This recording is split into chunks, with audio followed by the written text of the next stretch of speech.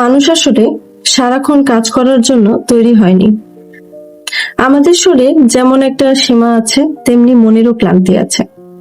সবকিছুর মাঝেও একজন মানুষের একটু রেস্ট দরকার, একটু শান্তি আর আল্লাহর জন্য সময় দরকার।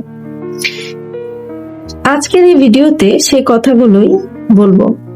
আমরা অনেক কিছুই করতে পারি, অনেক কাজ শিখতে পারি, অনেক সুন্দর রান্না করতে পারি, কিন্তু তার মানে এই না যে আমরা সারাক্ষণ একইভাবে কাজ করে যেতে পারবো।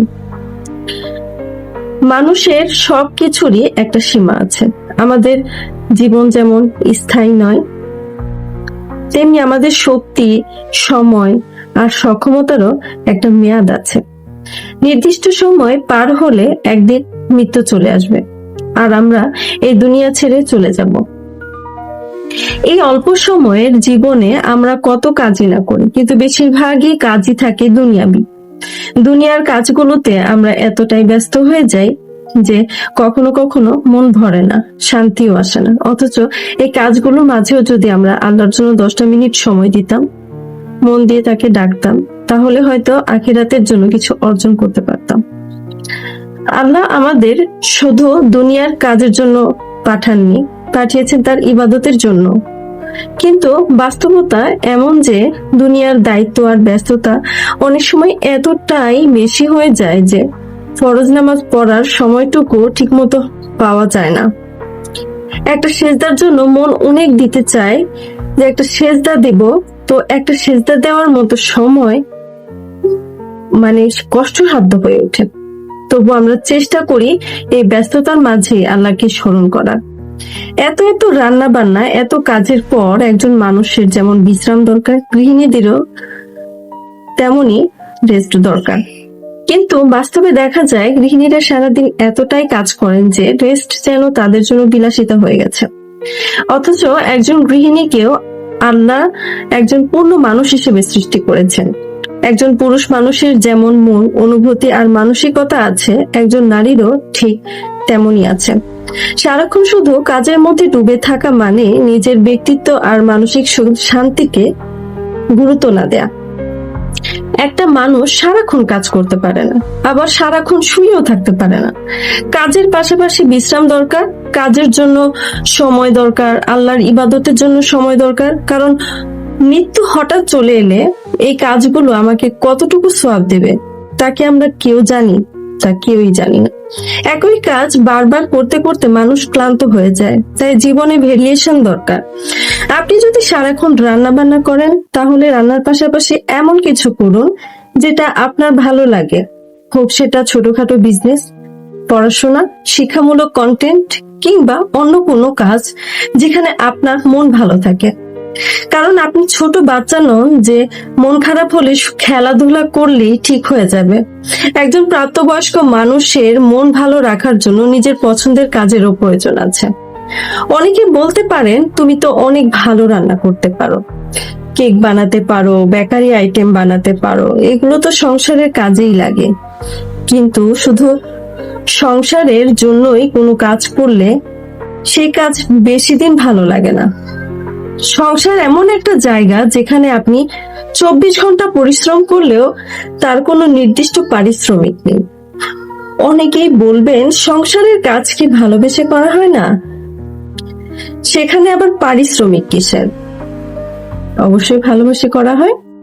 কিন্তু একজন মানুষ যখন নিজের বিশ্রামের সময়টুকু ত্যাগ করে সংসারের জন্য অতিরিক্ত পরিশ্রম করে, নিজের শরীর আর মনকে ক্লান্ত করে ফেলে, তখন সেই ত্যাগের মূল্য কিন্তু থাকা উচিত। কারণ বিশ্রাম না পেলে শরীর ক্লান্ত হয়, মন খারাপ হয়, মেজাজ খিটখিটে হয়ে যায়। একজন পুরুষ মানুষ যেমন মাটি, আগুন, বাতাস আর পানি দিয়ে তৈরি, একজন নারীও ঠিক একইভাবে তেমনই একজন মানুষ। তাই তারও একটু নির্দিষ্ট কিছু সীমাবদ্ধতা আছে। সীমার বাইরে গিয়ে কেউ দীর্ঘদিন ভালো থাকতে পারে না। অনেক সময় অতিরিক্ত চাপা কষ্ট একসময় ঝগড়া, রাগ, মানসিক ভাঙনের মাধ্যমে বের হয়ে আসে। আবার এমন হয়, একজন মানুষ অনেকদিন সব সামলে চলার পর এক সময় আর কিছুই করতে পারে না, এবং সেটা খুব দ্রুত হয়ে যায়। কারণ তার ছিল শুধু পরিশ্রম, কিন্তু কোনো স্বীকৃতি বা পারিশ্রমিক ছিল না। আমরা মানুষ, আমাদের ক্লান্তি হবে, ভুল হবে, মন খারাপ হবে, কিন্তু এত কিছুর পরও যদি কোনো কাজে সামান্য ভুল হয়, তখন অনেকেই বলে তুমি ঠিকমতো কাজটা করতে পারলে না। এটা বলে কিনা বলেন?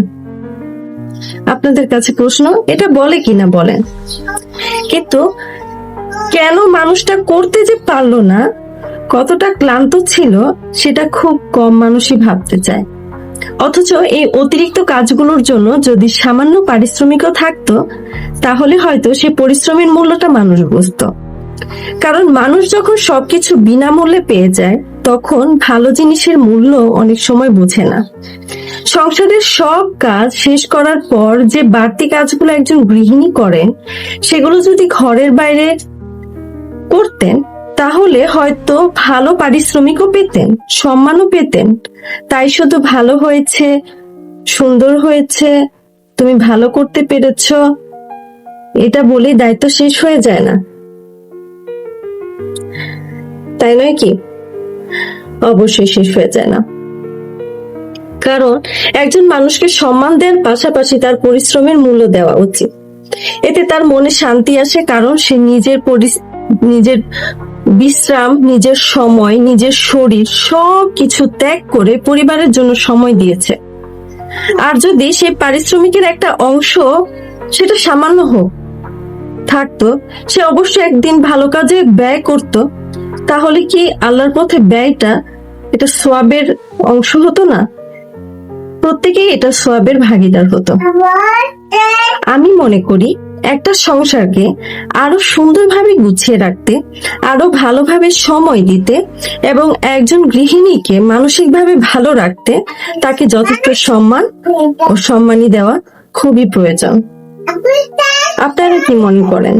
আজকের এই কথাগুলো আমি যা বললাম, এটা কি আসলেই গুরুত্বপূর্ণ কিনা? কমেন্টে জানাবেন। ধন্যবাদ সবাইকে। আসসালামু আলাইকুম।